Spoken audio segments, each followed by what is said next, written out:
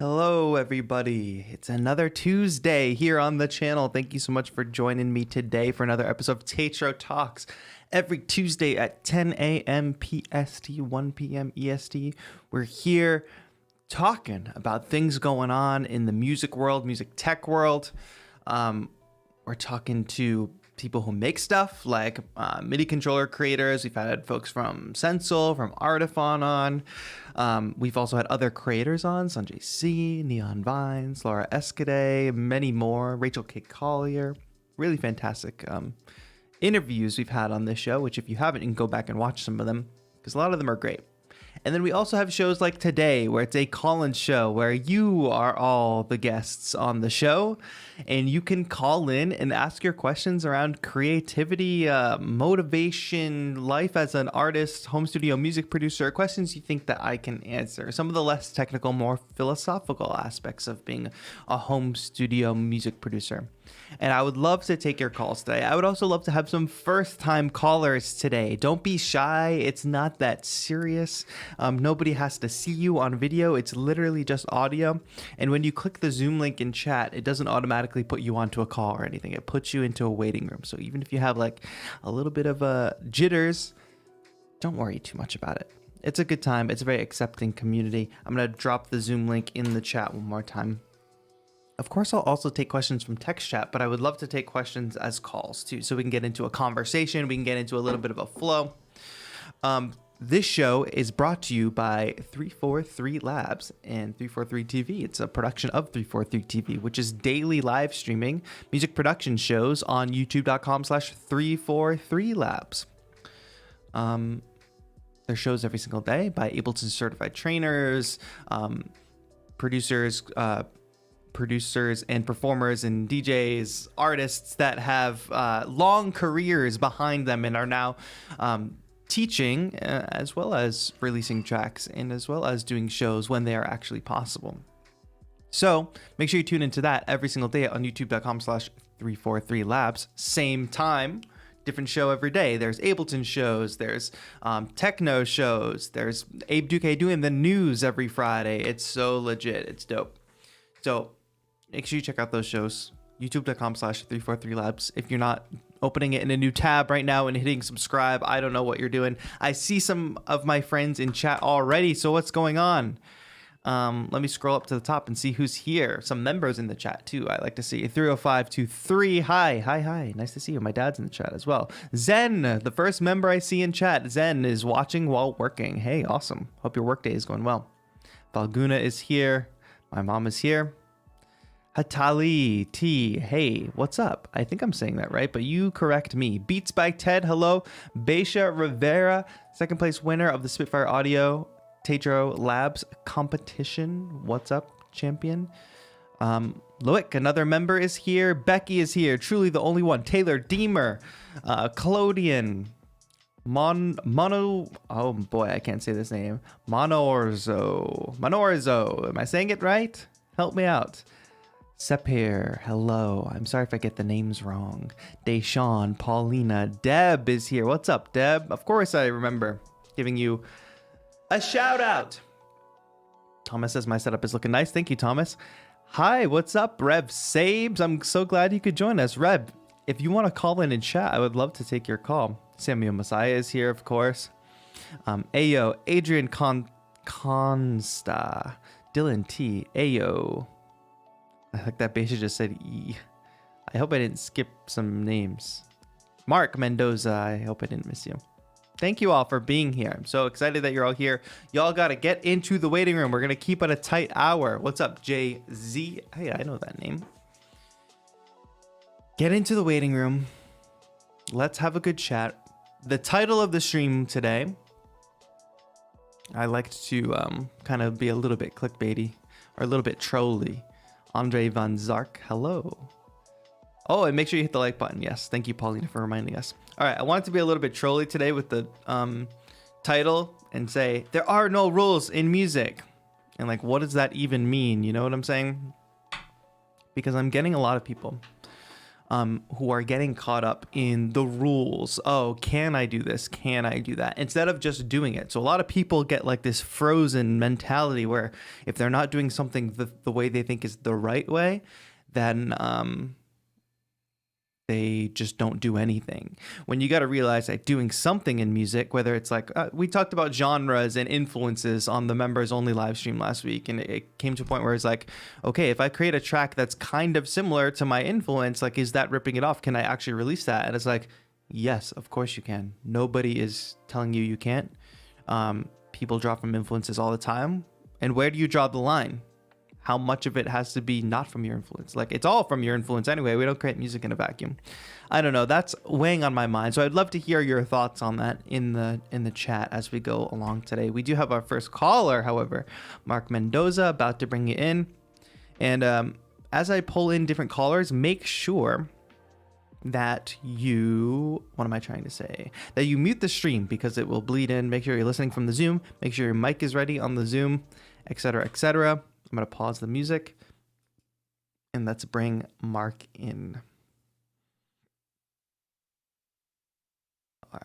As soon as Mark has his audio set up, we'll jump right in. Hey, what's up, Mark?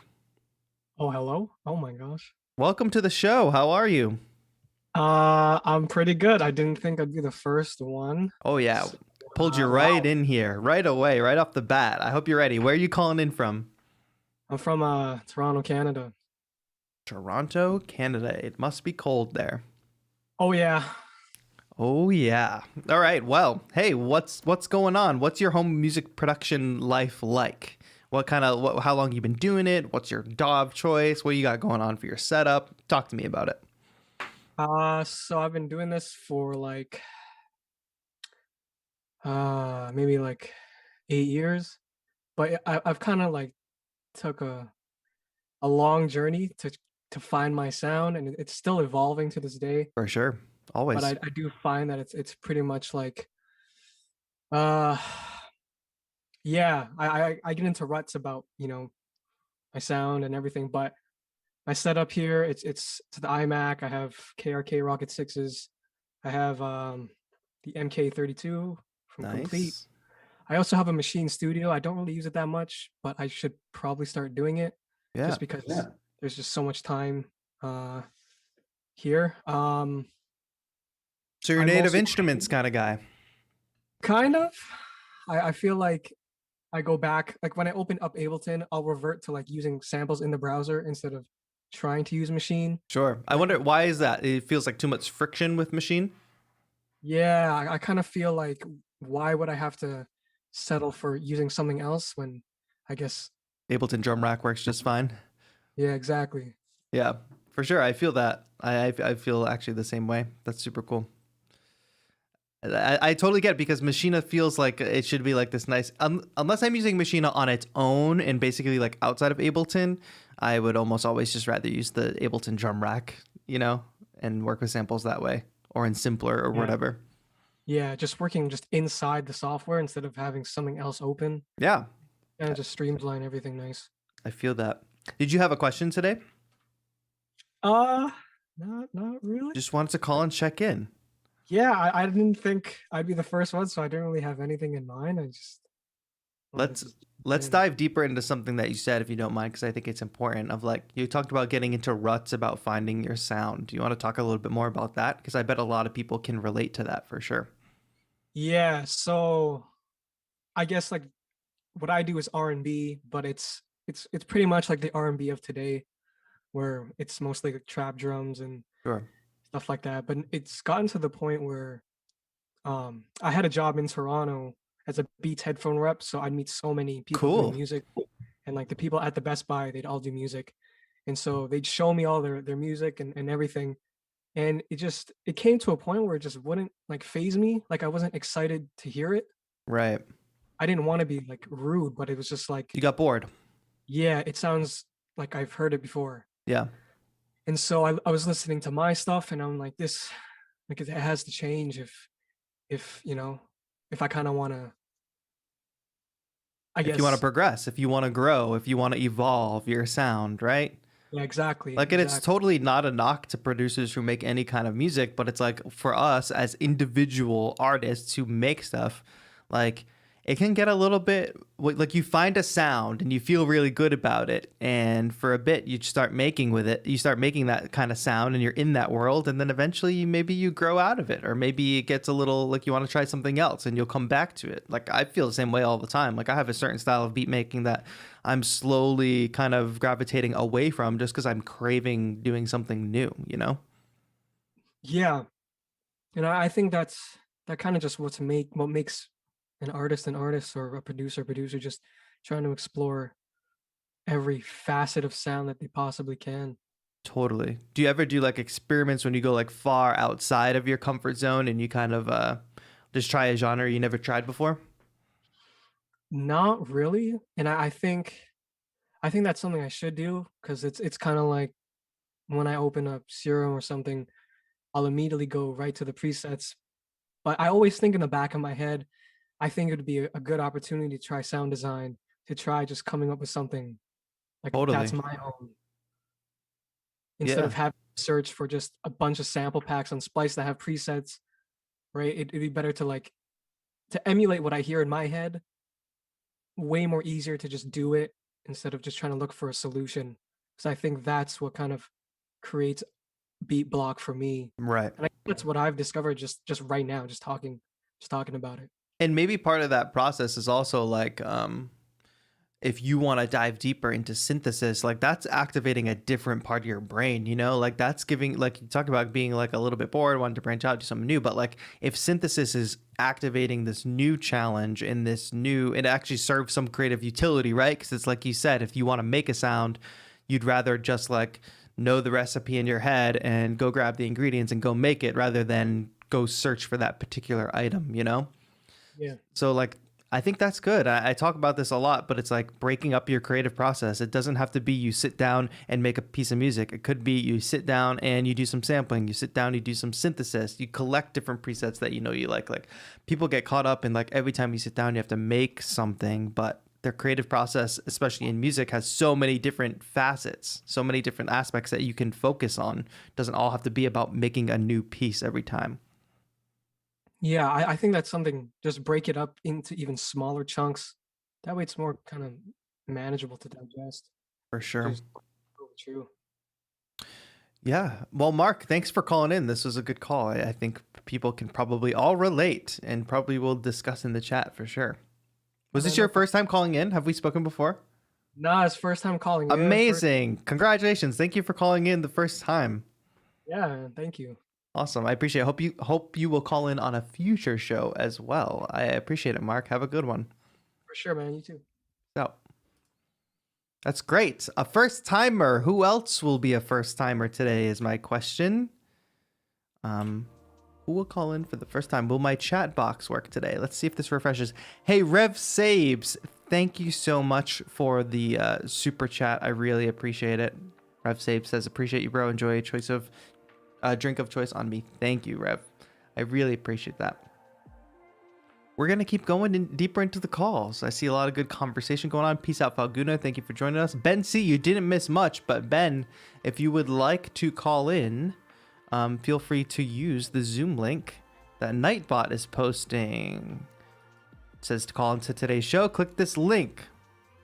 Joseph McCaffrey with the band hammer added that to the Nightbot for us. Your local goose says, yo, how you doing? I'm doing great. Local goose, how are you doing? Andre Von Zark, I use a field recorder to do the gathering of sounds. Same. I love doing that. Paulina says, cool chat layout. Thank you. Appreciate you all. Well, should we take another call, my friends? Should we bring in the man, the myth, the legend, a top 10 producer in the Spitfire Audio Labs competition, the man with the plan himself from the UAE, coming in strong at 14 years of life. Please welcome to the stage, Samuel Messiah.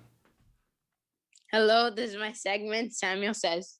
Samuel, how does it feel since you've made that huge contest placement and seeing your beat get showcased? Did you gain a few more followers? Did you meet people from the beat making community? Like any impact at all? I would love to know. Yeah, the impact is huge. I got like 20 followers over like 10 minutes or something insane like that. Dude, that's epic. I mean, it probably doesn't sound insane to you, but like, no, it's me, insane in relation of like you and what you do and where you're at in your kind of like journey. It's important. But now what you got to do is not let this moment pass. All those 20 people that followed you, they followed you because your video and your beat was dope. So now you better be working on the next dope beat and the next dope video. You know what I'm saying?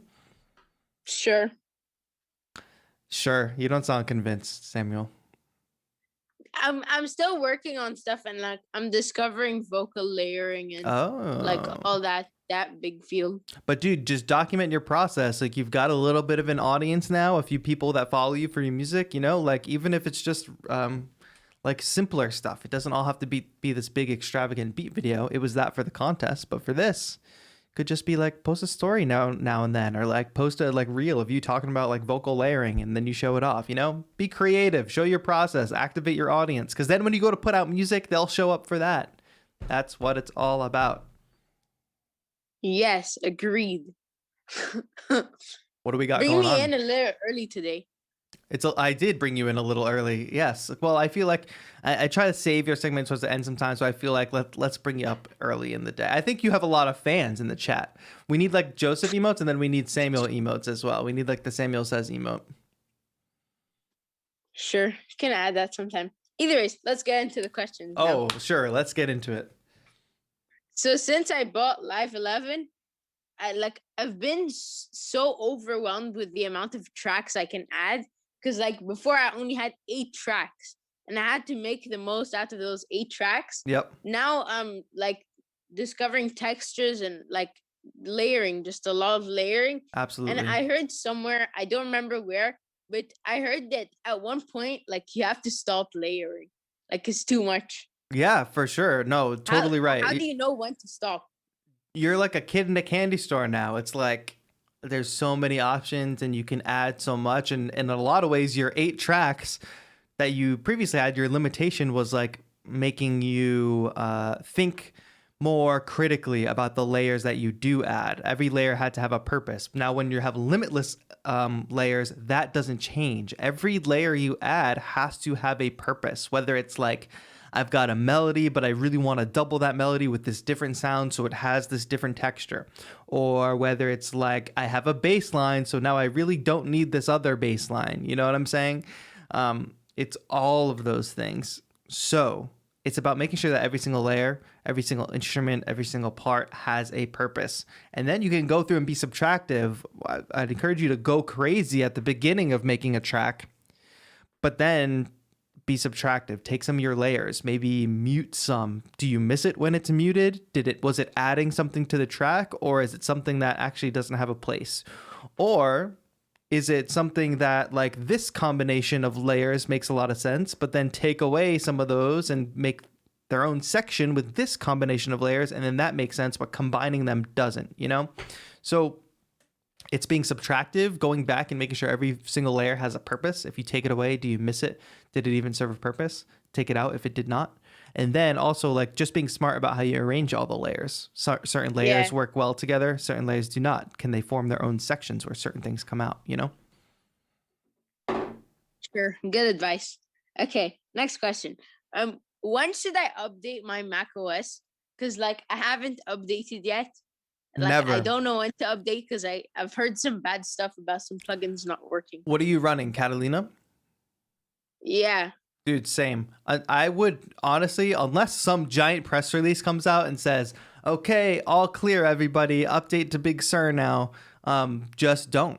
There's really it's not 100% necessary to upgrade. I can't think of anything that I'm missing from Big Sur. Well, I don't know it, so I can't miss it. But that goes for every Mac update up to in the future. You know, like don't update right away. Stay one behind.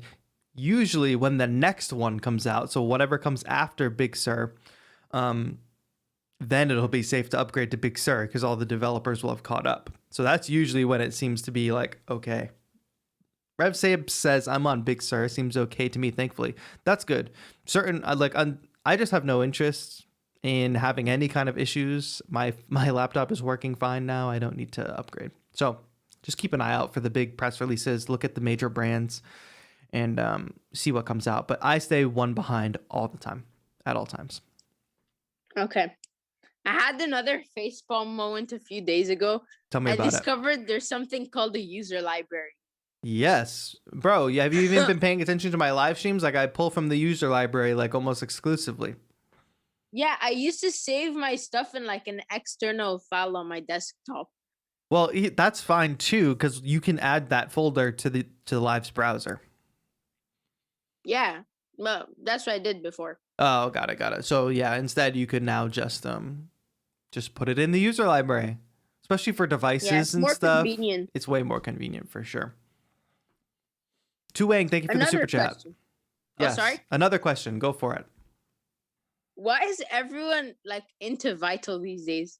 I don't get what the hype's about. Well, it's free, isn't it? And I don't know much about it either. I know John Selway did a stream with it on Saturday. But it's free, right? Yeah. That's why. That says it. I mean, it must be pretty good if like John Selway's rocking with it, but something being free always like generates a hype. If something is free and quality, it will most certainly blow up because everybody will start using it. And you know, like you see people in my chat, you see people in my comments all the time, like, is this free? Do you know anything that I can get for free? Like everybody's like obsessed with getting stuff for free. So that's why, guaranteed. Yeah, free plugins. People love them. I don't Next blame them question. either. Oh yeah. No, I'm still working with free stuff other than my 2 Elements plugins Good. and like a trumpet plugin. Everything else is free. That's great. Okay, next thing. I don't know if I should buy. Now, I already asked this question during one of Daltric's streams, but like, I don't know if I should buy a Rolly Blocks or like a Rolly light pad block Mm-hmm. or a 49 key MIDI controller. What did Daltric say? She said it depends on my needs. So what are your needs? I mean, I'm comfortable playing on the like digital piano outside. It's just the hassle of moving the MacBook back and forth. Just really annoying. Sure. But like I feel like the Lightpad block will like unlock new opportunities, especially with the Ableton MPE support that just got added. Yeah, I agree. I hear what you're saying about the MPE. The Rolly Light pad block is very appealing. Obviously, I use it a lot. Here's what I'll say about MPE. I'm super over the moon and stoked that they added it to Live 11. What I'll also say is you will not use MPE as much as you think. Like, especially if you're into creating like a lot of, contemporary beats, contemporary music, whatever. You might use it for like one element or whatever, one kind of solo instrument, one element might have some MPE qualities to it. But for the most part, it's not like you're going to compose a whole track of all MPE instruments necessarily. Of course, unless you're doing like orchestra instruments, use some of those Spitfire audio sounds, maybe. But I would say for you, knowing where you are at in your journey, a 49 key keyboard is going to serve you a lot better because it's just more multifaceted. A small light pad block, sure, you can play some drums on it. You can map it to note mode, but like, I don't know. I think for you, don't go too weird with your gear yet. Not to say Rolly blocks are weird. They're a little bit out there, but like they're just less conventional than a normal keyboard. And if you can get yourself set up with a 49 key keyboard, then I think that should come as a priority first. Okay. Well, that's it, folks. That's We're all. done with Samuel's segment. Samuel, are you going to join for tonight's stream is the question. Oh yeah, no, I forgot to talk about that. School started, so like going to school, I have to wake up at 7. You'll and catch the stream starts at rebroadcast. 7. Yeah. The bus comes at like 7:10. Bro, you should be watching on the 7:20. bus. What's the problem here? Data. Okay, fair enough. Well, Samuel, you'll catch the rebroadcast. I expect to see your comment after. Yeah, sure. All right. Samuel, thank you guys always for calling in. Appreciate you, man. Thank you for having me. Have a good It's been one. Samuel. Have a good one. Yes. We love when Samuel calls in. Rapid fire questions with Samuel. Karina, welcome. Thanks for joining us today. It's your first live stream. Well, welcome. Your first live stream and you're a member. That's amazing. Karina, if you want to call in, I would love to hear from you. Use the Zoom link. Rev Zabes has posted it. Nightbot has posted it. Would love to hear some new, fresh voices. Got a couple people in the waiting room. Don't worry, I will be taking your calls. I just want to scan through chat for a couple minutes, make sure I'm not neglecting any questions here, etc. Saharsh, thanks for joining us. I'm doing well. Liz says, I customized it and it was really cheap. What gear are we talking about? I have to check out the thing in reverse. Paulina says, I'm on Mojave. Wow, you're way back there. And you just got the Launch Key Mini. Fantastic. A lot of awesome stuff going on in chat. Chat, don't miss out on that Zoom call because we're keeping it to a tight hour today, and I would love to hear, hey, Robin, you're new here? Thanks for joining us today.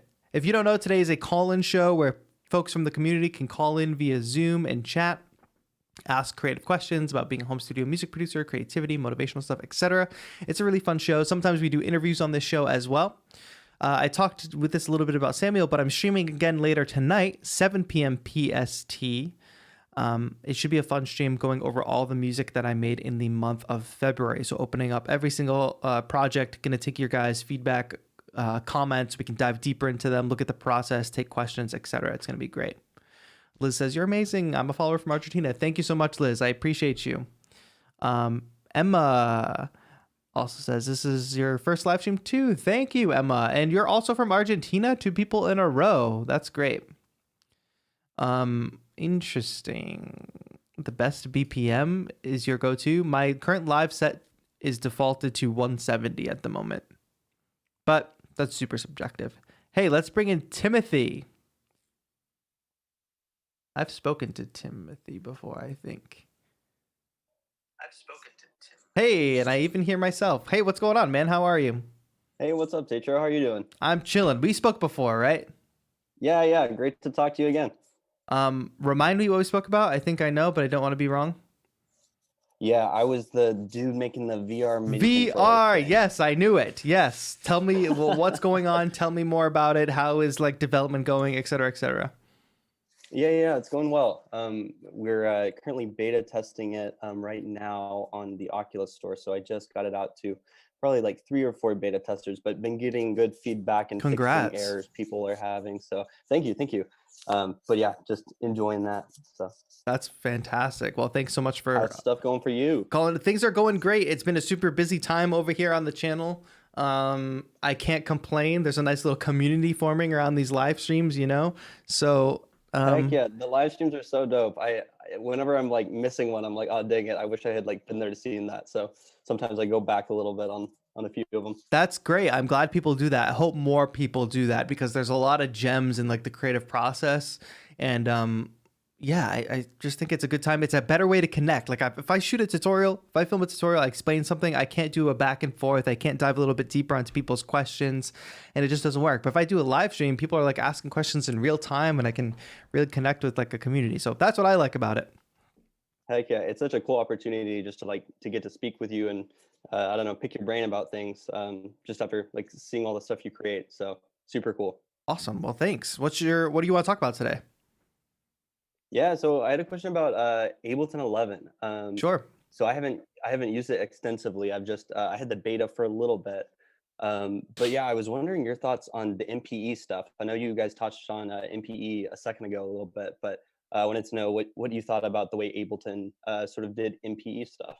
It's working well for me so far. I actually just did like a little something else with Spitfire aside from the competition, like working with their sounds because they did strings, upright piano, and brass for Live 11. And the thing is, like with that kind of instrument, with orchestral stuff, it's super useful to have MPE. Just like playing a nice violin line and having the ability to do a vibrato or to do a slight bend, like I love that. So I was using my Seaboard block. So far for me, the Seaboard block has been the best controller for it because I'm used to that style of MPE. But I also like that it's not just, hey, drop the instrument in and it's MPE. There's the MPE device where you can, within Ableton itself, adjust the curve, adjust what is reacting to what, you know, pressure, slide, glide, whatever.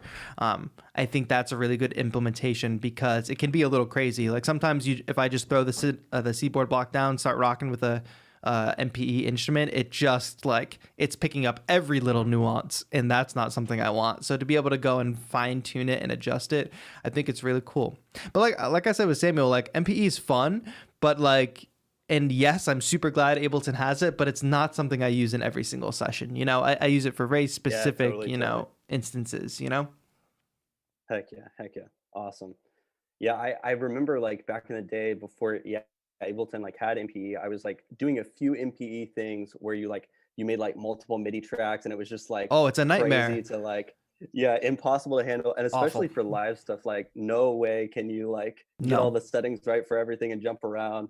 Absolutely not. But yeah, what you mentioned of the like on a per track basis having those like MPE settings, like that's killer, because you know, you can load up your project and then switch tracks or whatever, and you have like your MPE settings instead of having to like fiddle with, I don't know, the rolly like dashboard thing. Absolutely. That's called.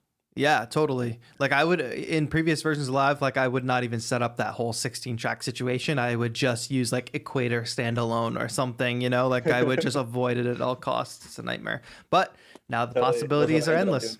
Yeah. Crazy. Are you I had another question if you're still down. Let's do it.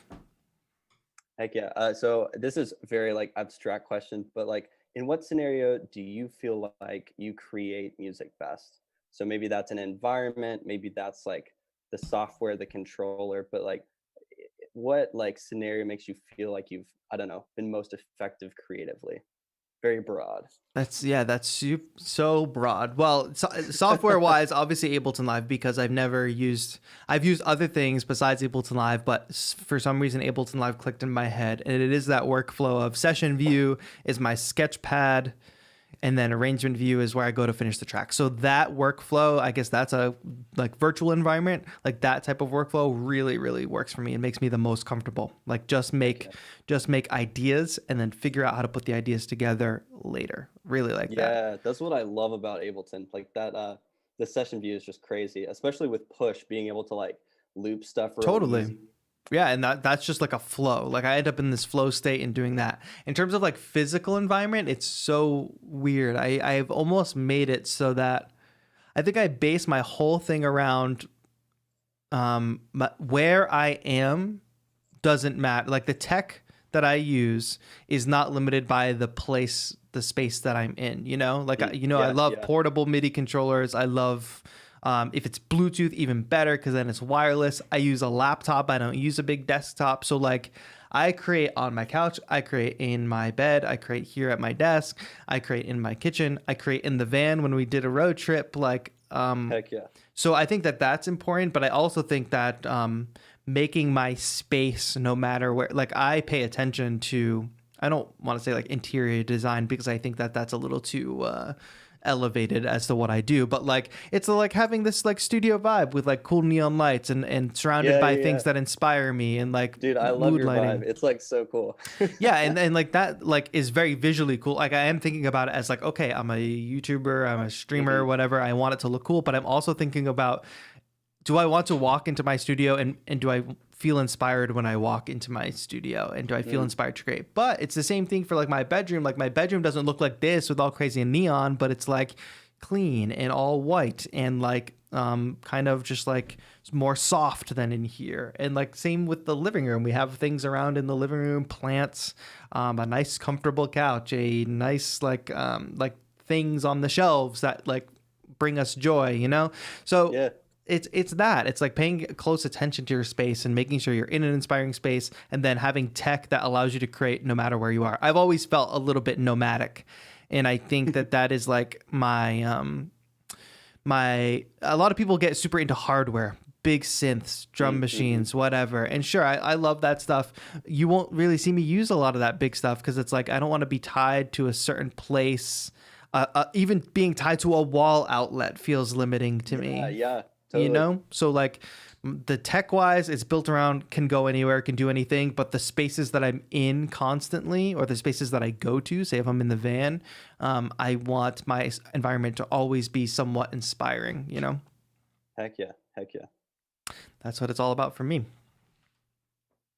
So cool. Yeah, I definitely like I haven't been like too like intense on like my environment, but I love the portability kind of stuff. Just like you're saying, be able to go anywhere and like just make that space like I don't know, the space doesn't necessarily matter when you Yeah. go anywhere, but just be creative where you are. Yeah, So, because some I think people, that's it's dope. so based on like, oh, my studio is like all rigged like this, and it's rigged so perfectly, and the speakers are here, and the desk is here, and all the gear is if I unplug this, it's all routed to this. You're so constrained by that. But maybe some people love Yeah. that. Maybe some people like that's totally fine if you do love that. For me, I just grew up as a bedroom producer. Like I grew up like setting a mic up in my closet at my parents in my childhood bedroom, you know, like Heck yeah. so. I just became and I've always worked on laptops, so I never became precious about space. So I've always had a home studio. I mean, I'm lucky to have a separate room, but if I didn't have a separate room, my bedroom would be my studio, and my bedroom still kind of is a studio. My bedroom is basically my apartment, you know? Heck yeah. Heck yeah.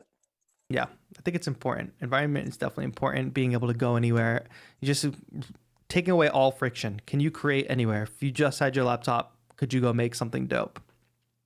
Heck yeah. And I mean, I think there's just been like so much more, you know, music now that has been able to be created because people were able to, you know, go Yeah. anywhere and make it anywhere. Like you can create full albums, full scores, whatever, like on a laptop, minimal stuff.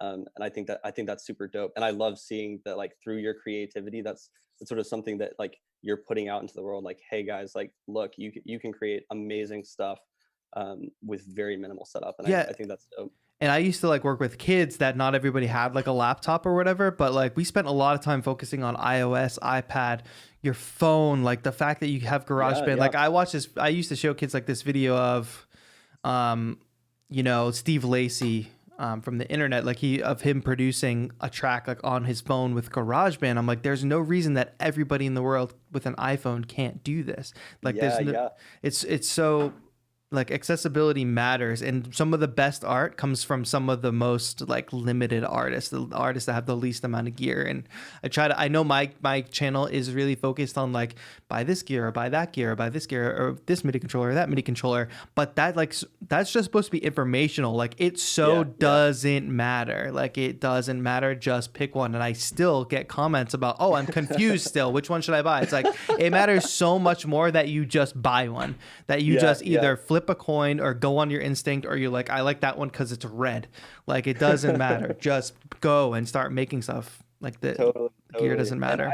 I feel like error that's happened for me just in my life of making music is that I don't know, I feel like I dive too deep into some things, right? So like whether it's somebody diving into gear, or for me, I feel like I dove so much into like production and like trying to learn how to do like so many different things, like so like trying to do it perfectly, right? Yeah. But I feel like that can also kill creativity too, because I'm not focused on creating. I'm like focused on EQing this one little thing that's like barely there, you know? So I don't know. And that's totally why like splitting up the creative process for yourself is important too. Like I found like in my, first of all, I've kind of how do I say, like automated my like mixing on the fly process, where I've got my basic audio processing rack. So like if I need to quickly pull lows out of something or boost some lows, I can do that in like 4 seconds. But then other than that, like adding a little reverb, dealing with the compressor, other than that, sound design, mixing, like really fine tuning the mix, I absolve myself of ever even thinking about that until I get to like an actual arranged mix, you know, because like it's so easy when you're the sole person working on your project, like you're everything.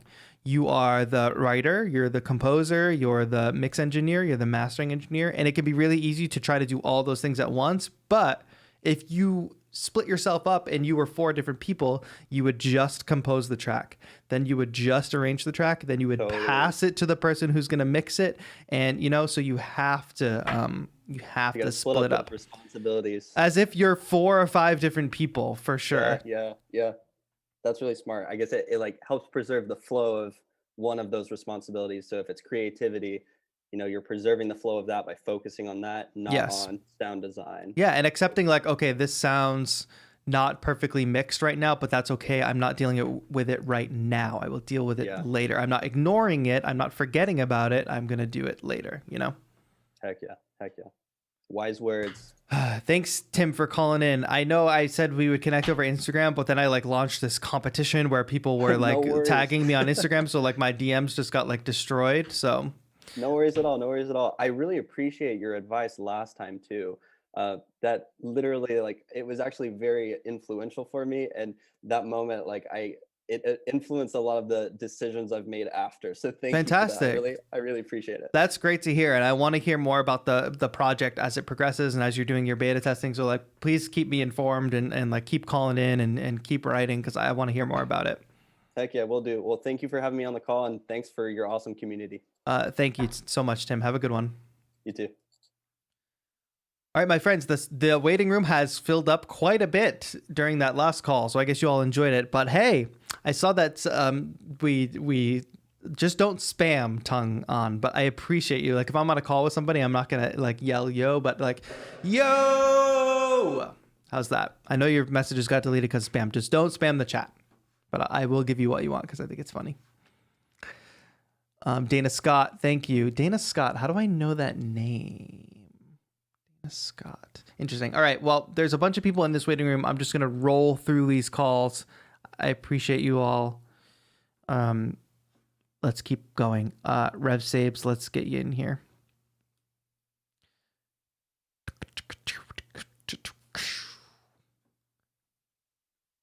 All right. Back to it. What's going on, my friend? Hey, buddy. How are we doing? I'm doing great. Long time no talk. Thank you so much I'm glad you could make it today.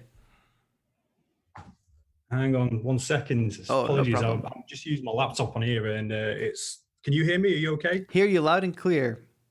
Wonderful. How are we doing then? I'm doing great. Hey, thank you so much. I'm glad you could make it in today, and it's good that we're able to chat. It's been a while. Oh, mate, thank you so much. Just really appreciate you and just the way you've inspired this community. Just personally for me, I only started beat making since lockdown 1.0 in the UK.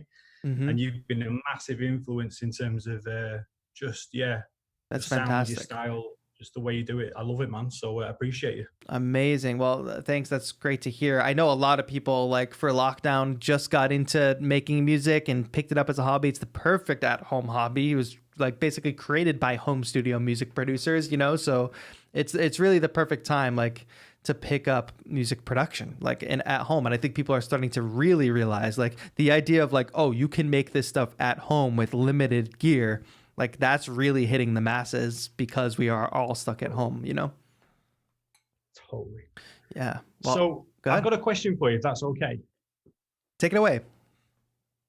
So when it comes to, you know, this idea of there's no rules in music. Yeah. How do you silence the inner critic within you that would say, oh, it shouldn't sound like that, or that's not good enough, or everyone else's stuff is better, or do you know that kind of inner thing within you sometimes? So I'm trying to like branch out using samples rather than just go down I'm a singer-songwriter, so it's kind of going down the keyboard route or the guitar route, trying to like chop up samples and different things like that. I just wondered if you had any advice or just that way of being able to silence the inner critic. Well, I think I've definitely talked about this before on the show, but I'll reiterate it again in this lens. Like, all right, we think of ego as, oh, I'm the best at what I do. I'm so good. I'm the best music producer, right? If somebody was talking like that would look like ego. If somebody was sharing their stuff on Instagram or whatever and like, check me out, I'm the coolest, I'm the best, we would be like, oh, that person has a big ego. But ego also works in the opposite direction. So like when you're having those moments, or like for me, for instance, like when I'm having those moments, like, should I do like, oh, I can't do this because X, Y, and Z, or this sounds too whatever, and this sounds too whatever. I almost like have split, like the inner critic in my head is fought by like this external part of my brain that's like, says who? Says you? Who cares what you think? You know what I mean? Like that's ego. To say like my stuff is bad, like my stuff is too whatever, my stuff is too this. Even though I'm the creator of this stuff, it comes from me. I also like need to take a step back and realize that I'm an audience of one. Like I'm an opinion of one. And if you really want your music to speak to more than just you and your particular interests and your particular likes and your particular opinions, you almost need to like smack that down and be like, okay, so you have this like doubt, like whatever, like somebody will listen to my music and not have that doubt and not have that take and not have that whatever. And what that does is that like unlocks this like barrier that we create for ourselves, because a lot of times that voice in our head can stop us from releasing a lot of music and can stop us from being as creative as we want to be, when really, like, especially early on in the stages of being a creative person and being a music producer, you should be making and releasing as much music and as much content as humanly possible, because that's the only thing that's going to get you the data. Well, especially if you want to be like career focused, like if you want to eventually make it something that you can develop a living off of. If you have one fishing pole and you go out into the river and you start fishing, you are limited to however many fish you're going to catch that day. And, you know, it is what it is. You're limited to the bait you brought, you're limited to the whatever. But if I instead hire 25 fishermen to all go fish the way you want, everybody go fish the river, whatever, you're going to end up with a lot more fish. So you got to like split yourself up in your brain as like, you can be the 25 different fishermen, and you can be the fisherman that uses this kind of rod and this kind of bait. And then you can be the fisherman over there that's using a net and whatever, and replace that analogy for whatever you want. You're the dude who makes like the EDM deadmau5 influence style stuff. You're the dude who makes the lo-fi chill hop bedroom beat stuff. Like when you do that and you go out to the river and you start fishing, you realize really quick that, oh, fisherman X, Y, and Z had a lot of success, and fishermen's A, B, and C did not have a lot of success. I'm going to double down on X, Y, and Z. You know what I mean? Mm-hmm. Like I'm only going to like, and that's if you want to, I think it's important to note that like, I create music. Sure. I create a lot of music for myself, but I also create music for people to consume. And if I do create music for people to consume, sure, my art is influenced by me and my influences and what I want to make, but it's also slightly based on what people will actually listen to. You know what I mean? Yeah. And the only way to find that out is to just smack down your critical ego, put out as much as possible, and allow yourself that freedom, because you know what? Who cares if one YouTube commenter says, whatever, this track is like, whatever. You know, like who cares if this track is derivative? I think this track is derivative. Well, 20 other people might say this is the best track I've ever heard. You know what I mean? So like your ego works both ways in telling you that you're the best, and in also telling you that you're the worst. Yeah. So I look at myself through the lens of like, I'm an audience of one. I do have that critical thought. I am putting a limitation on myself. There are no rules. Who says I can't put out this track? Oh, my track's not long enough or whatever. Like a lot of people agonize over the length of a track. Oh, for a track to be full length, it has to be 3 minutes or more. Or for a track to really be full length, it has to be 5 minutes or more. That's such an arbitrary decision, and it does not matter. That's just what I think. And then on the members only stream, we were analyzing Sarah the Instrumentalist's music. And for her latest release, all the tracks are under 3 minutes. And the question came up, it was like, oh, how long do my tracks have to be? And it's like, it literally doesn't matter. What do you mean? You could put out tracks that are a minute long. You could have put out tracks that are 30 seconds long. Like, who cares? You know? I put out tracks that are a minute long all day on Instagram. And at some point I was like, can I make, for me, right? I've seen a lot of growth in the past, like 2 years, past year, whatever.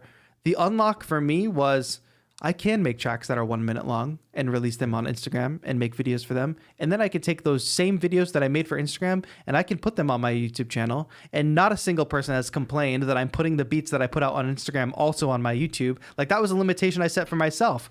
These content pillars have to all be different. And if I stuck to that, if I kept hearing that voice in my head and kept sticking to that limitation and that rule I created for myself, I would not have the growth in the audience that I have now, you know? Just do everything, you know? Absolutely love that. You're such a legend. I love your wisdom, man. You've got wisdom beyond your years. I absolutely love it. Just the way you share and the way you inspire people. It's so good, man.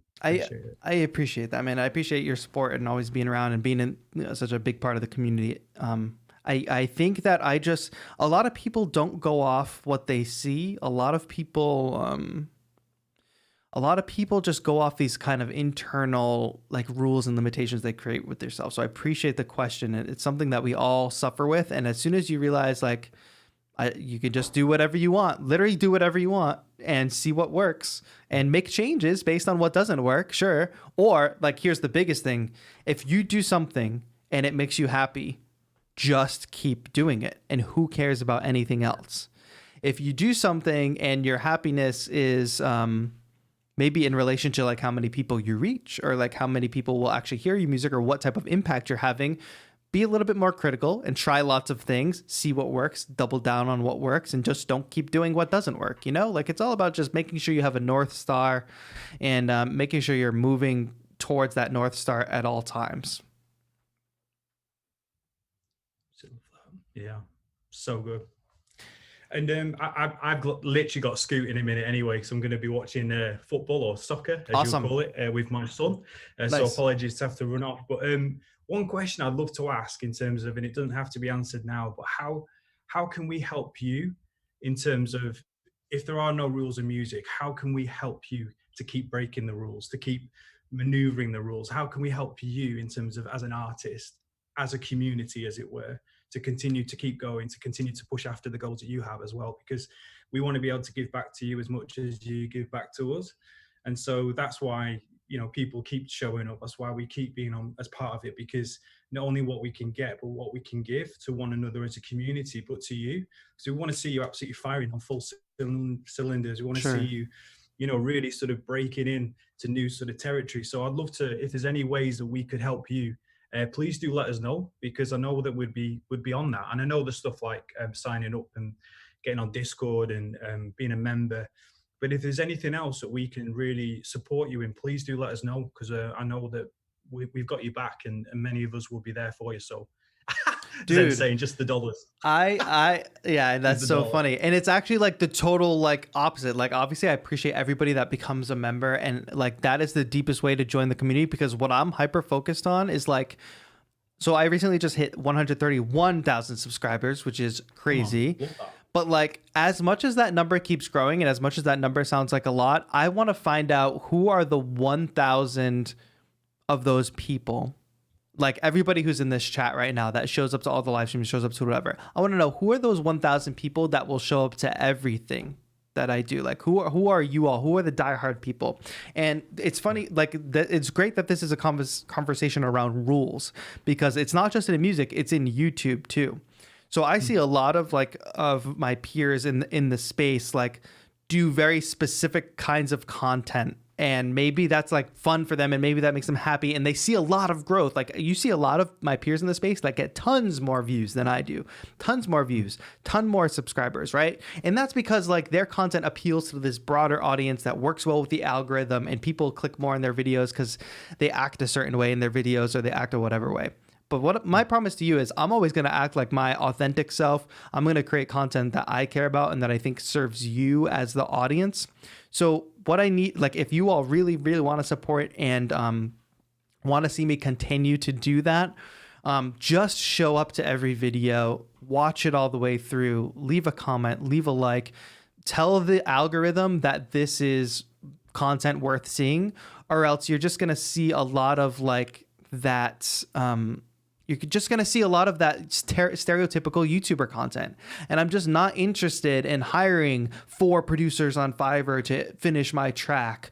Or like, I'm not interested in like the easiest way to do this. I'm not interested in doing like a setup video or I made this fire beat before this epic produce. Like, I'm just so not interested in that. And no shade to the other folks that do that kind of stuff. Maybe they really do enjoy it, but to me, I don't care about that stuff. Like there's some content creators I show up and I watch, and they're like, from the minute you open the video, they're laughing, they're smiling, they're like, what's going on, everybody? Today we're gonna do this, and I can't believe how fire this beat is, and oh my god, this gear is so crazy, check it out. Like, we're gonna dive in, let's get it. Like, you know, like those creators, that might be their authentic personality. So that's why I'm saying I'm not throwing shade, but I'm willing to bet that for most of them, that's not their authentic personality, first of all. And second of all, that's definitely not my authentic personality. Like for you all that show up and like see my content and see just like how I talk, my demeanor, my whatever, it's very just like,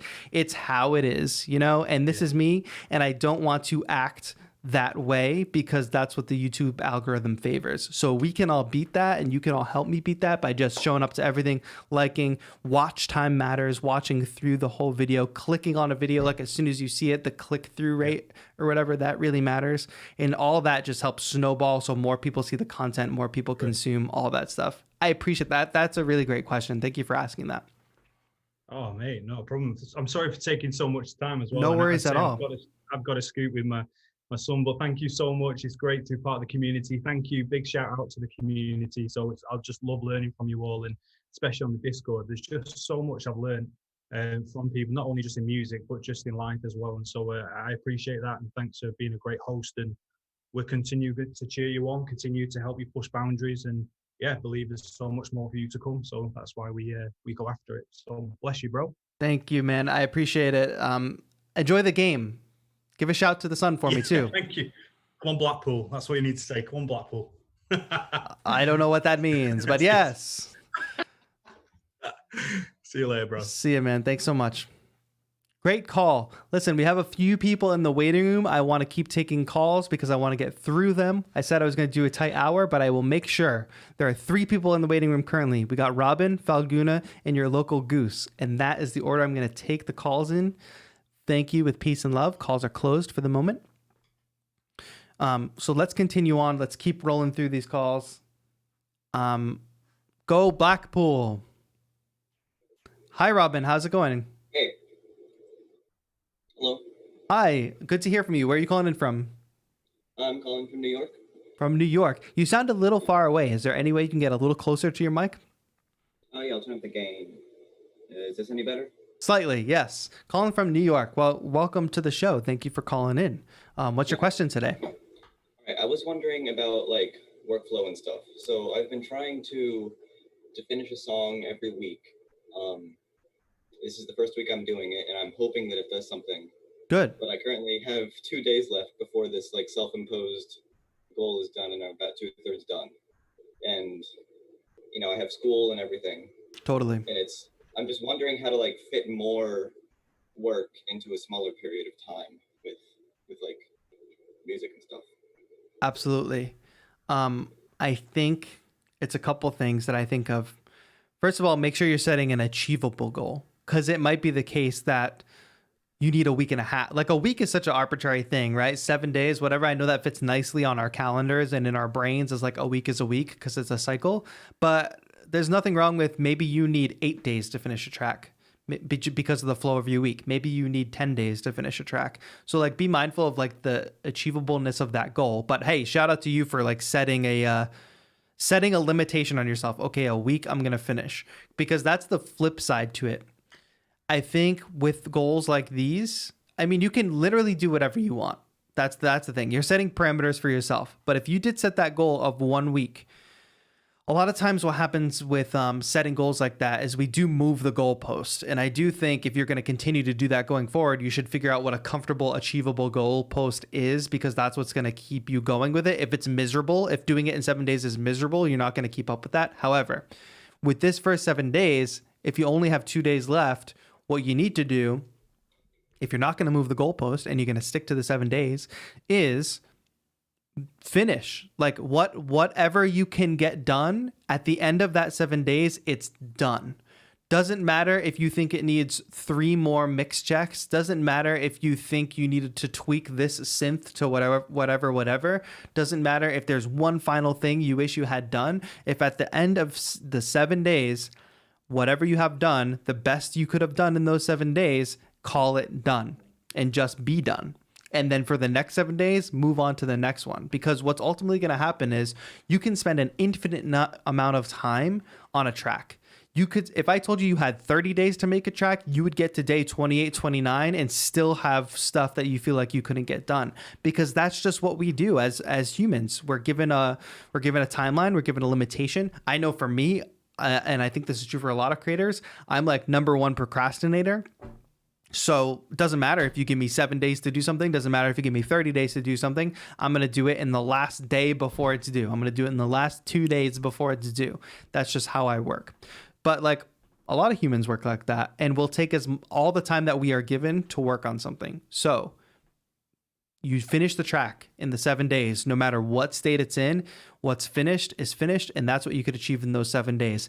For the next 7 days, you're not allowed to go back to that track. You're going to start a new track. You're going to take the learnings of what you learned in the previous 7 days. Oh, maybe I spent a little too much time on this. Maybe I spent a little too much time tweaking the drums. At the end, I didn't really have enough time for like a proper final mix and master. So I'm going to make sure that I take time away from this that I spent too much time on and add it back onto time to this. That is the only way. That's the limitation.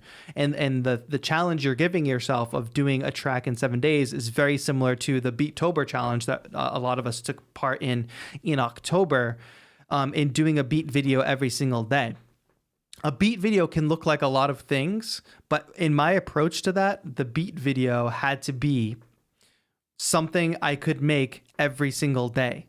So it's not like I had so first of all, I have the studio that I walk into. I press record on that camera. I press record on that camera. I make the beat. It's a super achievable. So I knew that I could do that. Oh, it's going to be a 1 minute beat video. So it's not like I'm making a 5 minute long jam or something. So that's another like thing. And then at the end of the day, does it need to be a perfect mix and master? No, it just needs to get out at the end of the day, and people will still love it, and it'll sound pretty good. And through that process, instead of agonizing over making a beat video, I'm going to release one beat video a week. I would take the whole week to make it. Whereas I just did the challenge in October, I know I can make one in a day and have it out and be ready to do it again tomorrow, you know? So stay in the parameters of your challenge, but also make sure that it's not self-defeating and that the goalpost is accurate for yourself. Does that make sense? Yeah, certainly. So like to summarize, like it's really just about those two things. Like either figure out that there's something constraining you from doing it in 7 days, and that's just too uncomfortable, and that you think in 3 weeks you're going to give up because it was too uncomfortable, or realize that you can get done what you can get done in 7 days and just call it a day, move on to the next 7 days. Because you know what? At the end of the day, this beat that you make for these 7 days is not the last beat you're going to make. You can make 100 more beats, like how many weeks are there in a year? 52 weeks in a year, right? For the next year, if you did it, you'll have 52 beats. And beat number 52 is going to be way better than beat number 1, but you never get to beat number 52 if you're stuck tweaking beat number 1. You just have to keep working and keep pushing through that process. And being in that limitation is the best way to do that for sure. Interesting. Yeah, because I was expecting myself to just like, you know, get hung up on like this one distortion thing or this one like reverb parameter, and because that's what usually happens. It happens to all of us for sure. Like, a day just like tweaking this one horrible like thing that's probably not going to end up in the final version anyway. Yeah, but here, like what you just said is so important, because when you go to make next week's beat, you're not going to do that because you just learned that lesson. Oh, I just spent hours tweaking this one thing that didn't even end up in the track. So when you go to work on next week's beat, you're not spending any time doing that. So now you have time to do other more important things in your workflow. You know what I mean? So that's real. That's not a failure. That's the success of this limitation that you put on yourself for sure. And you're in week 1, you know? Yeah. You got this. And you know, the next call-in show, I want you to call in and update us on it. I really want you to like, I think if you really view it that way, like you're learning something every single week, you're only accountable to yourself. Who really cares? Nobody's going to admonish you if you don't accomplish it. But working within those parameters, you will learn so much more. I learned so much more about my sound, my workflow, my whatever, when I had to make a beat video every single day, because I realized what I could actually do. You got this. Yeah, I'll do that. For sure. Keep in touch, Robin. We would love to hear more about your progress. Thank you so much for calling in. Yeah, thank you. Have a good one. Yeah, see ya. That's a good one. That's a good one. Yes, the limitations. It's so important, my friends, because if you're going to give yourself a limitation like that and it's an achievable goal for you, I think like just getting done what you can get done in those parameters. Don't like, if you've made the decision at the outset that it is a sustainable goal, don't move the goalpost. At the beginning, I said, maybe move the goalpost, but that's the thing you decide before you enter into a challenge.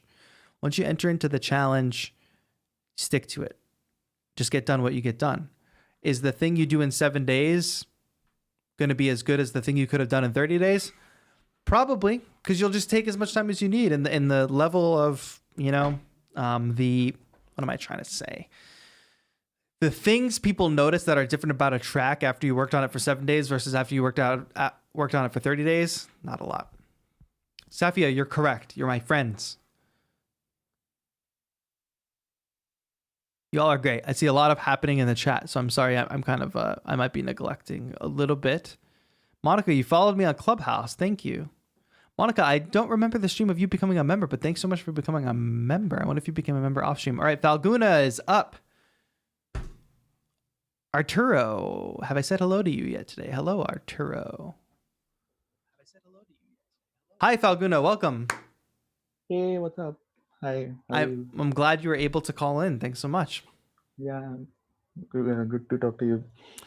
Welcome to the show. Remind everybody where you're calling in from. I'm from India. I live in India. Yeah. A lot of friends on this channel from India. Why do you think that is? I've wondered that. I have no idea. It's so interesting. Like I shout out to India, but apparently YouTube's showing a lot of my content in India. That's what I know. Yeah. I don't know. I just randomly discovered you one day, and I've been obsessed with your channel. That's since. awesome. I don't know. Well, thanks so I much. just love your stuff. Well, what's your question, man? Would love to hear it. I have a couple of questions actually. So, the first one, I just like to comment on the last conversation you just had about limitations and all. Sure. So, like, a song can never be truly finished, right? You can Absolutely. always add something new or change something. It's never truly finished, right? You have to decide when it's done and you can release it.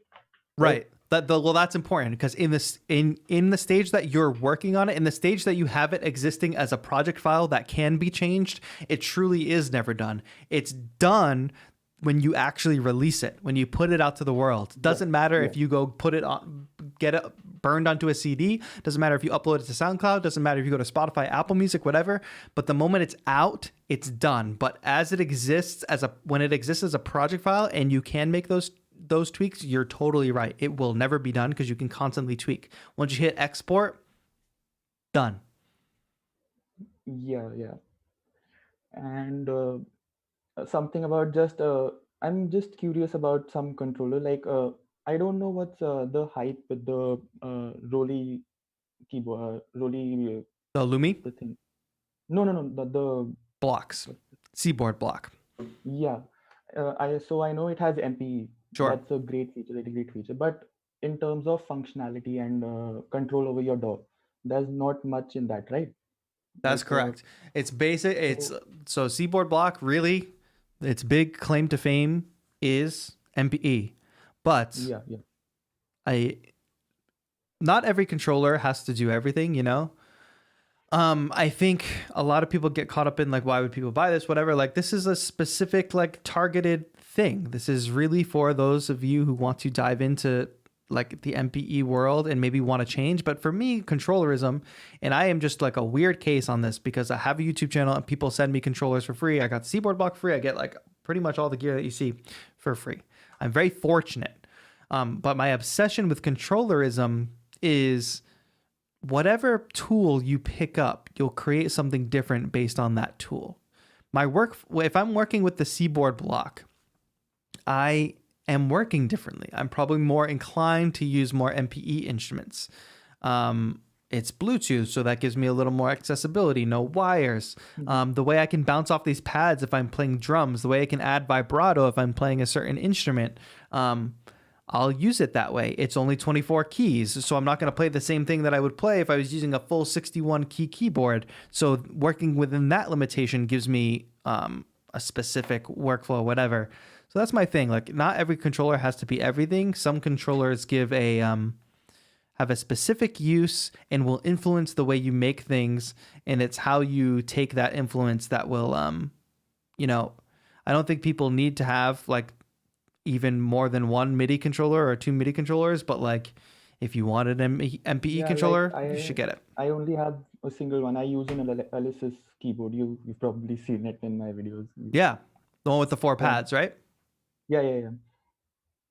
Yeah, and I think that that's totally fine. But I think that there are uses for like other style controllers, but something with pads, keys, and knobs, enough for most you people. get more control over your DAW, right? Yeah, it's just like additional things. You're totally right in saying that, but there are use cases for other types of instruments. Yeah, just one last question. I Yeah, won't take up much go of your for it. time. Yeah, so what do you do when you can't come up with stuff? Like you don't get ideas, you can't make new stuff. I can literally never not come up with stuff. I mean, if I have a goal, like if I made something for your contest, I came up with the stuff in like 2 hours, and I made the video in an hour also. So I work well when there's a goal. There's a time limit or something. So how should I go about with my blog? About my blog, yeah. You say you work well on time limits, but like here's the thing. How old are you? Like, if you don't mind me asking. I'm 20. You're 20. Best case scenario, you're going to live another 80 years. So there's your time limit. You have 80 years to make the best music that you can make. And that's your time limit. And that sounds like a lot of time, but you already lived 20 of your 100 years. Best case scenario. Like you don't need a competition to make what the competition should have taught you is that you're perfectly capable of making super quality music in a limited amount of time. Not because there was a competition, but because you have the skills and understand your tools and you're just capable. You don't need a contest to tell you that you can do that. You don't need the framework of a contest to tell you that you can do that. You can just do it. And whether it's like the previous caller who said, all right, every 7 days I'm going to make a track, and it's your own internal competition, your own internal challenge where you say, this is my goal and I'm going to do this and I'm going to stick to it. But like in terms of coming up with ideas, I can literally never not come up with ideas because everybody's judging their ideas too harshly. Everybody's judging their ideas like they need to come up with the best Grammy award-winning track every single time they sit down at the dawn. That's not realistic. When I sit down for these live streams and I'm making like 3 beats, like 1 beat an hour, pretty much, like whatever. Some of them I'll never listen to again. Some of them I'll never finish. A lot of them I'll never finish. But like, so it doesn't matter. So you sit down and make something, and when you sit down and you make something and it doesn't matter what comes out of it, it doesn't matter. Like there's no expectation. Then you can automatically come up with stuff. I don't care if you write something as simple as Mary Had a Little Lamb, like when you sit down, but you can never not come up with stuff. If you're really telling me like, I really can't come up with anything, show me all the bad ideas, because certainly you can sit down at your DAW and write the worst chord progression you've ever written. Certainly you can sit down at your DAW and write the worst melody you've ever written. So show me all those. Like show me all your bad stuff. But as long as you like sit down and allow yourself to make something bad. And then here's what'll happen. Either you'll learn something while you're making something bad, or you'll make something that's actually not so bad. And you'll be like, your tires will start spinning. You'll start moving forward, and you might start making something bad, but hey, you write one good melody and you're like, oh, now this is the start of the snowball, so I can start making something good. Just start making stuff and allow yourself to make something bad, and what you're going to find is that you'll probably end up making something fairly decent. But every time you sit down, you're not going to make the best thing you ever made, and we just have to be okay with that. Yeah, maybe it's just a mental thing, just that I convince myself that this isn't good, or I don't like this. Maybe that's the problem. Dude, not maybe, 100%. look back on anything you've ever made that you've been proud of. If you have things that you can look back on that you've made and you're proud of, you're capable of doing that again. It's not a one stop. It's not like you didn't buy a lottery ticket and hit $1 million. Like, you made something. You made something based on your skill, based on your knowledge. You can 100% do that again. Nobody took the skill and the knowledge away from you. Now go do it again. And don't be so critical about yourself. Get out of your own head and just make it. Yeah. You got this. Yeah. Thanks. You can do it, my friend. I appreciate you. I appreciate your entry into the competition. It was really great. So thank you for being a part of that. And thanks for always being in the chats and stuff. I really appreciate Thanks for that. having. Have a good one. You too. I'm on a roll today, chat. I'm on a roll. We're approaching the final callers. I see like debate about like, oh, Seaboard Block, chat. Like, you guys can't debate about price when there's nothing else that exists like this. There's not another keyboard that has a membrane like this that is Bluetooth. Like, this is a one-of-a-kind controller. There are not other controllers. There are other MPE controllers. There's Sensormorph, whatever. Sensormorph is not the same thing as this. So like, if there was another keyboard that did exactly what this keyboard does in the same exact way and had all the same features, I'd say, and it was $100 cheaper, I'd say yes, complain about the price. But don't complain about price for things that there's only one of a kind of. Doesn't make any sense. You have nothing to compare it to. Okay. Welcome to the stage. You know them, you love them. It's your local goose. Should I address you as Mr. or Ms. Goose?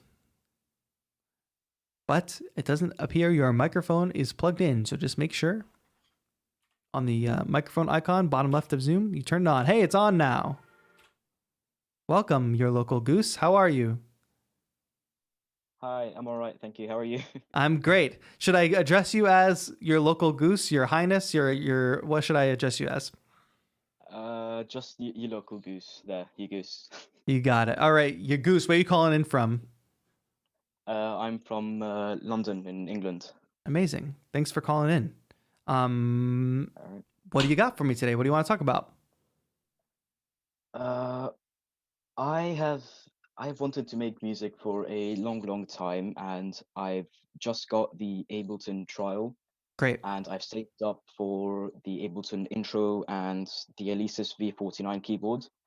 But I'm having a lot of trouble like figuring out how to do things and how to navigate the actual stuff and what sounds and how to start, really. Do you mind helping me with that? 110%, you local goose. I'm glad you set me up for this because this is perfect. 343labs.com/handbook. We are making a complete comprehensive handbook for Live 11, and the first 4 or 6 chapters are already out. It is literally like with Claire Marie Lim, whose artist name is Daltrick.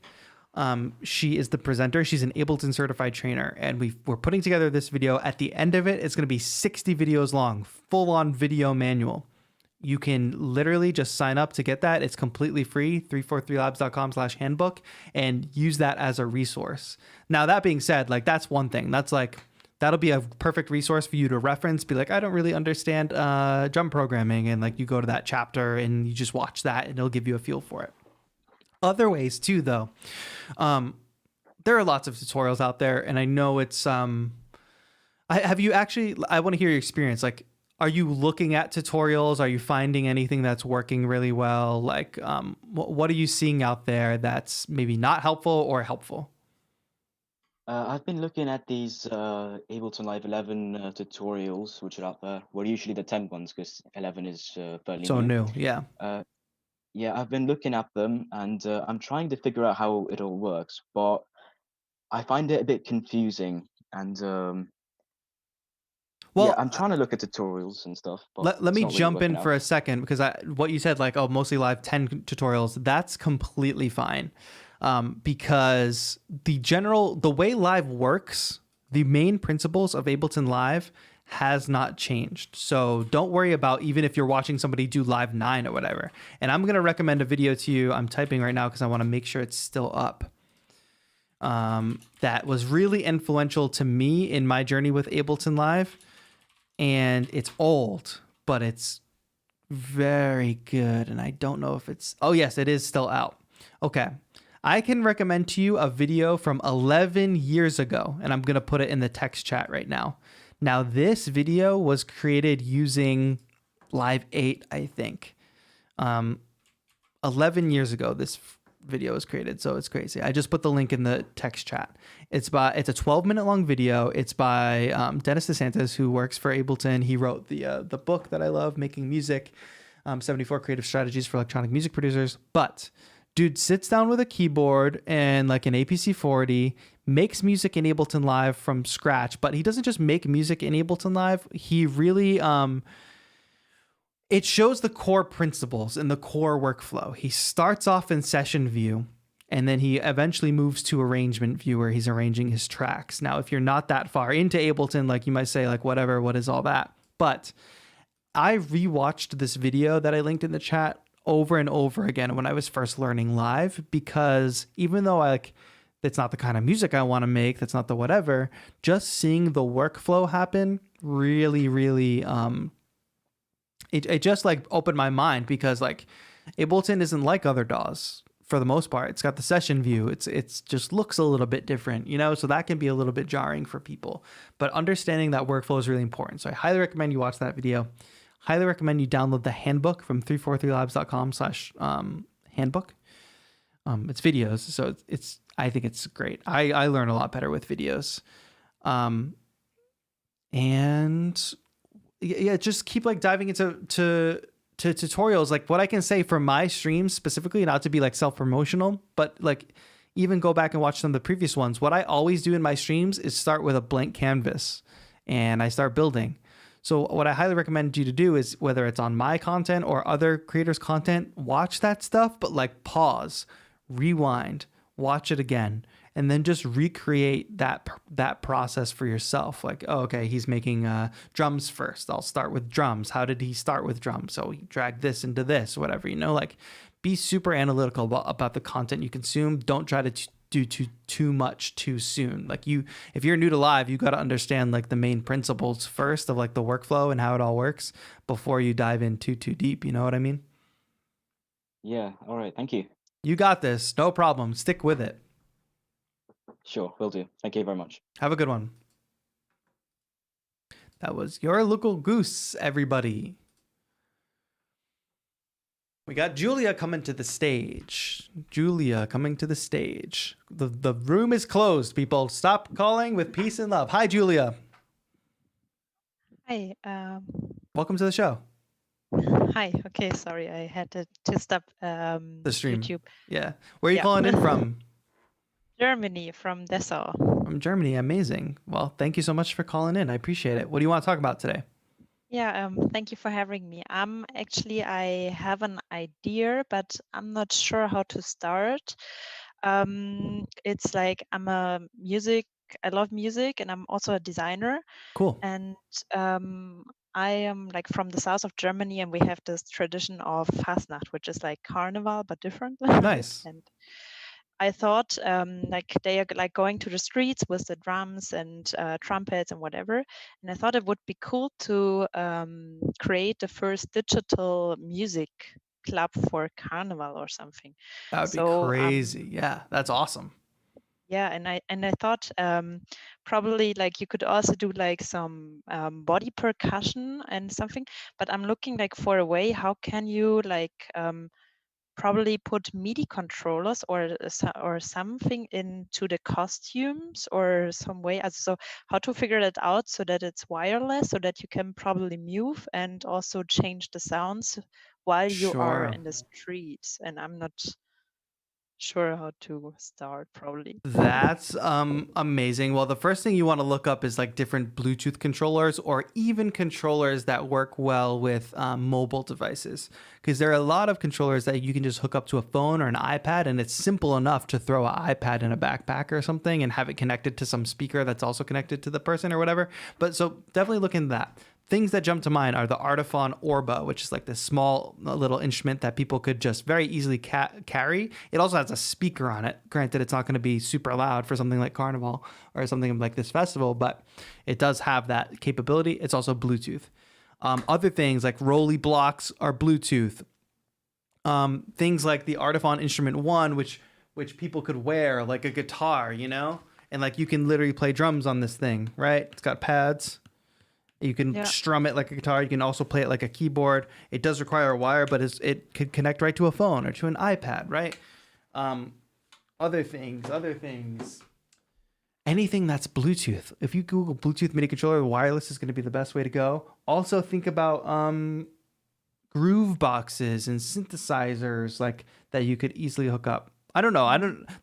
For me, the possibilities are endless. You should look up Dan Freeman. I'm going to put another video in the chat because he made this really cool instrument that you can wear. It's something to take inspiration from. I'm going to post his 343 Labs performance from way back when we used to have live events in New York. But he's got this really cool instrument that's basically like a guitar.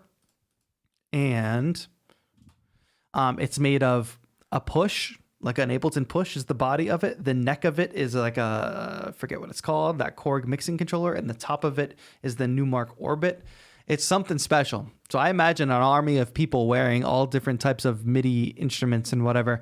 Genki Wave is another one. I'm going to keep throwing things out there. Genki Wave is a ring that you can wear, and you can change the music by moving your hand. I've got a video on that if you look that up on my channel.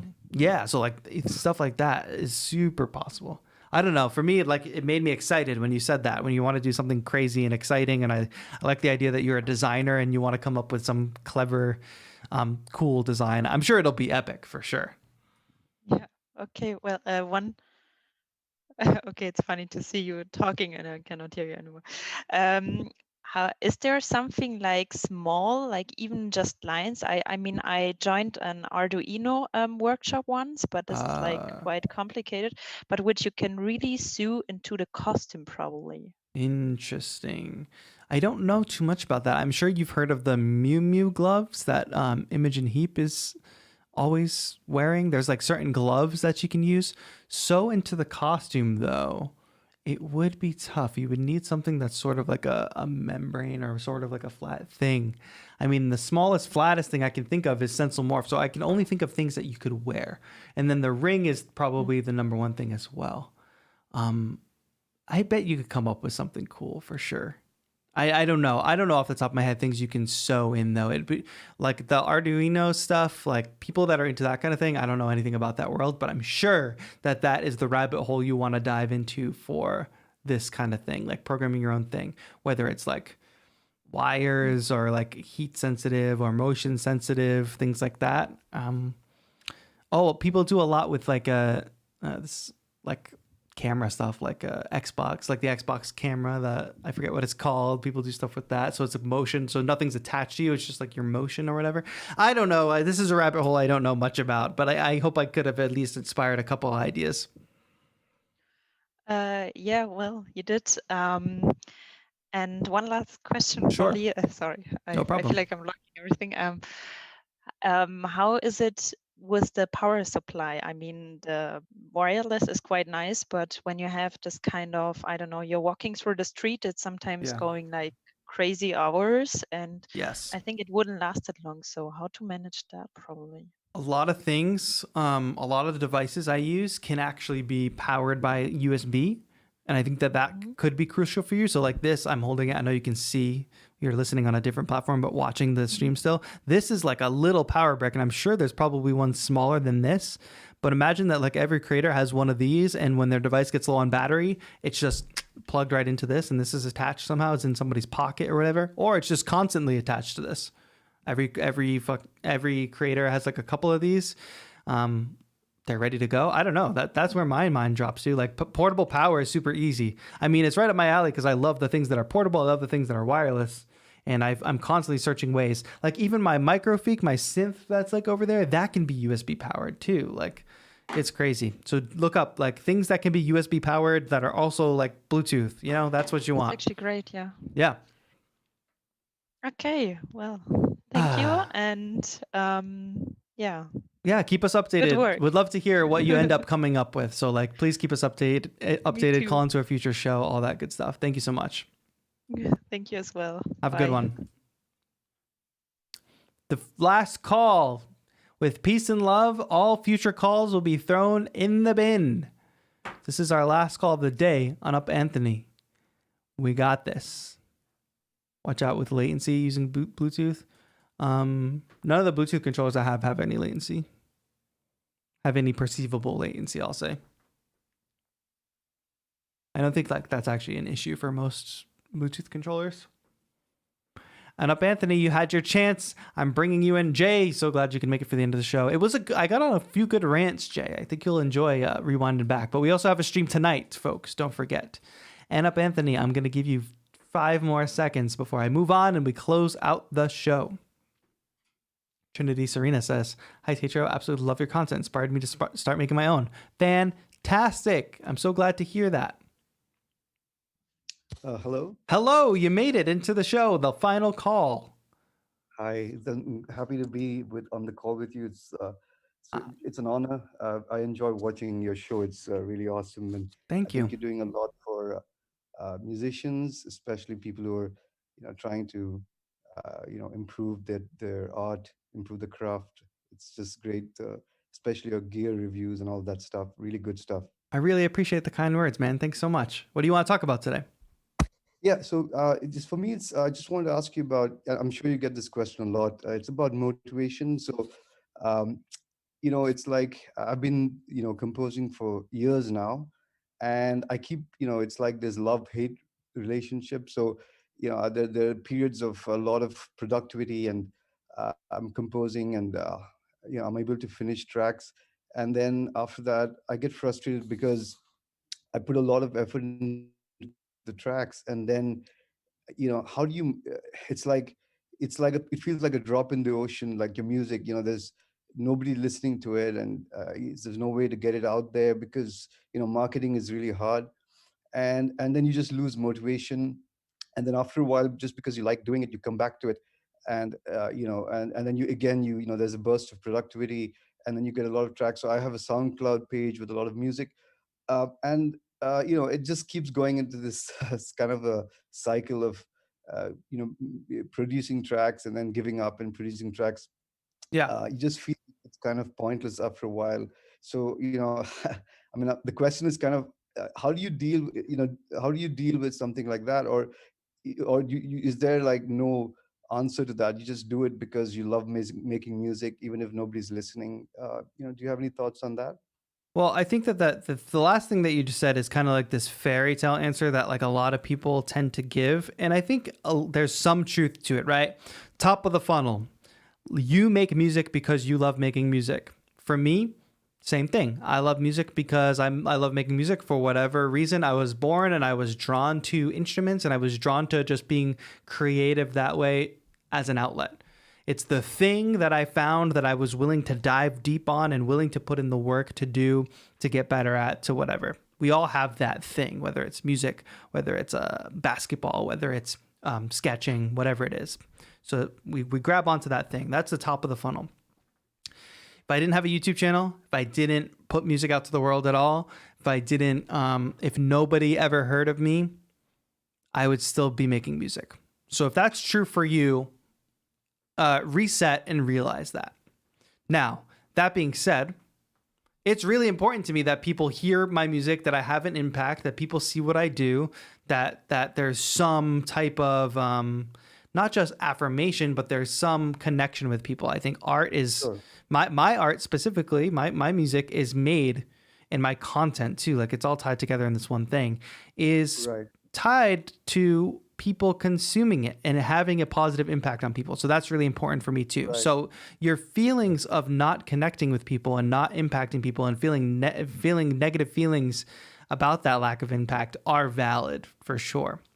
Right. Now, it doesn't just happen. Like you can't just expect to make art and connect to people and impact people. There are millions upon millions upon millions of people making music, uploading music to SoundCloud. why would Sure. anybody go listen to your music out of anybody else's? Like, what is the shooting star is that somebody randomly finds your page and it's the best music they've ever heard, or it's like one of the best tracks they've ever heard, and they really vibe with it. But that is buying a lottery ticket and hoping to win $10 million. Like that, why? Right. Like, you can't base your happiness off of buying a lottery ticket. Like, maybe you have a job and maybe you work for a living and that's how you make your income. But if you instead said, working is hard, I don't want to do it anymore, I'm going to go to the store every day and buy a lottery ticket, and every time you lose, you get unhappy. Well, that's what you're currently doing with music. You said marketing is hard. What are you doing to market your music? That's a great question. So I was I have a newsletter which has got about 8 people on it. Respect. So I kind of I'm trying to grow a newsletter where I send out, it just started with family and friends and started sending out my stuff, and it's grown to a little bit bigger. But and then I recently found out about DistroKid, I think, and Sure. I put some of my tracks on there, and one of them actually got picked up and went into a playlist. So Awesome. but yeah, so I guess I'm doing stuff, but it's just that you're right. You can't. It doesn't work unless you actually put a lot of effort into not just producing the music, but also trying to push it out there. Dude, this is so important. This is why a few people got mad, but like the last competition that we did, it was, you had to make a minute long piece of music. And I could have said, everybody upload your music to SoundCloud and we'll judge it that way. I instead said, everybody has to make a video, and I'm not only judging the music, I'm judging the video. And the reason I did that is because it's as important as making the music is to you as a musician and an artist. Getting yourself out there and being in front of people and getting heard is just as important, for all the reasons that you're describing, for the fact that you go in these ebbs and flows of motivation or of like feeling down because nobody's consuming it.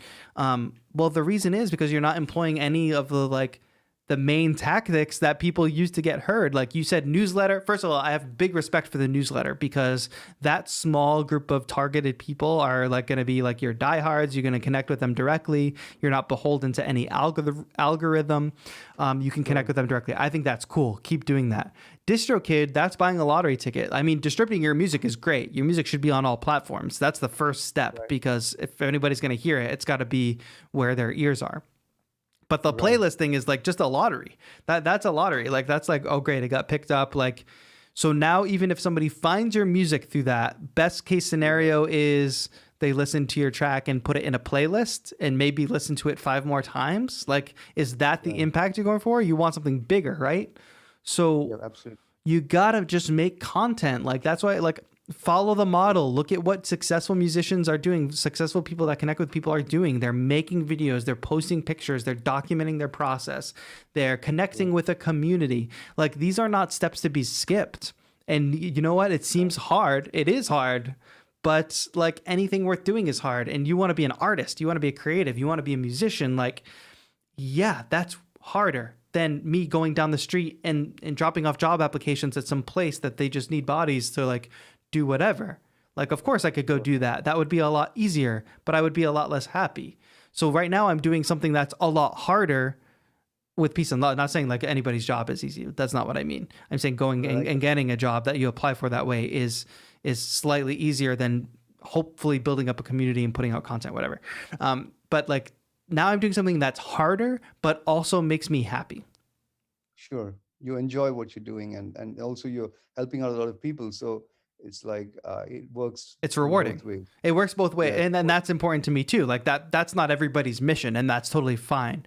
But my part of my mission and my like North Star is positive impact on people. So like that, if I can do that, great. That's what makes me happy. If I stopped having that impact, I would be less happy for sure. I would still be a musician. I would still love making music. But if I stopped impacting people, I would be slightly less, I would be having a lot less fun doing it. But that said, just because something is hard doesn't mean it's not fun, doesn't mean it's not fulfilling, doesn't mean it's not whatever. So like if it's hard, it probably means you're doing something right. If it's easy, like setting up your email thread thing and like sending out a bunch of emails to people is probably not that hard. Submitting Right. your music to DistroKid is as easy as swiping your credit card. You know, it's not hard. So until Right. you start doing things that you think are actually a challenge and you think that are hard, you're not going to see growth. So that the way to know you're doing something right is if you start doing something that challenges you. Uploading your music to SoundCloud is not challenging you. Interesting. Okay, I never thought of it like that. Yeah, that makes sense. So it's like really pushing it out there hard.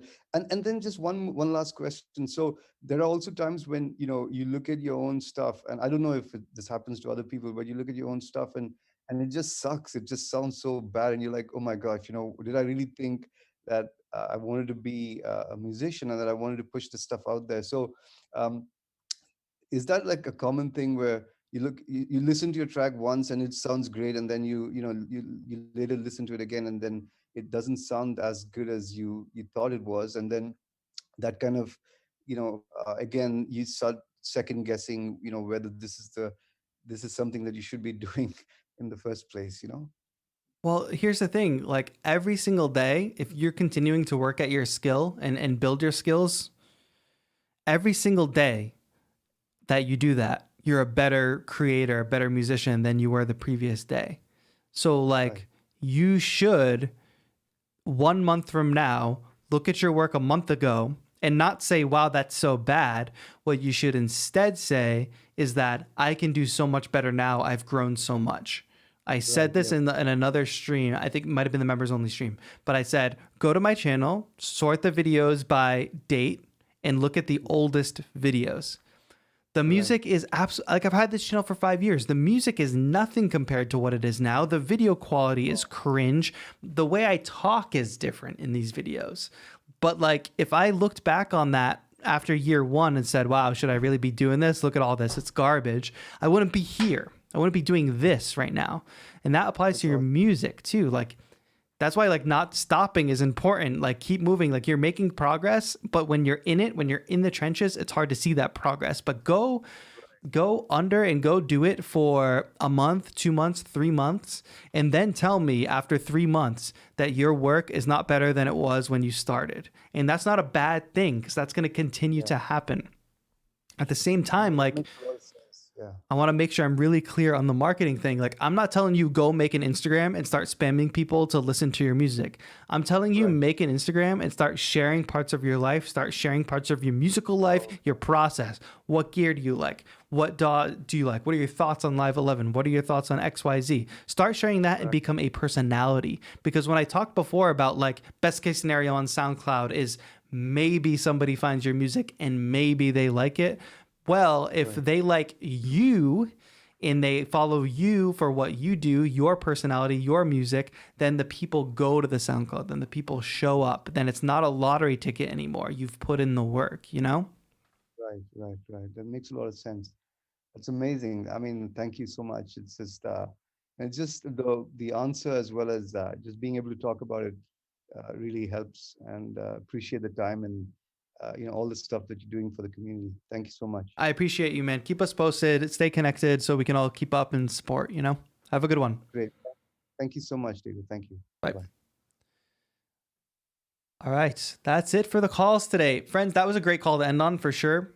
All of the things I said, I believe. And you got to just watch what you do, watch what other people do. And don't act like you're doing things in a vacuum. There are tons of electronic musicians, music producers crushing it. And truly just like doing big things, doing what you possibly want to do. But the fact that everything is so public and is so out there on social and you can see the engagement and you can see the whatever, you can just you can see it. It's transparent. Don't act like you're in a vacuum. Do what other people do. There's no copying this, whatever. See what works and apply that to you and your story and your journey and do what works. It's 100% possible and you can all do it. And if you're doing something that's hard, that probably means it's something that's right. If you're not challenged and you're just doing what's easy, you're probably doing what's wrong. You're probably just doing something that's easy and comfortable and feels good, which is fun to do sometimes. That's what it's all about. I felt like I had something smarter to say at that last point, but I appreciate everybody who called in. We're going to be doing more music stuff tonight. So on tonight's stream, which the pre-stream link is already up, I encourage you to go set your reminder. Let me actually get a link for you all. I can drop it in the chat.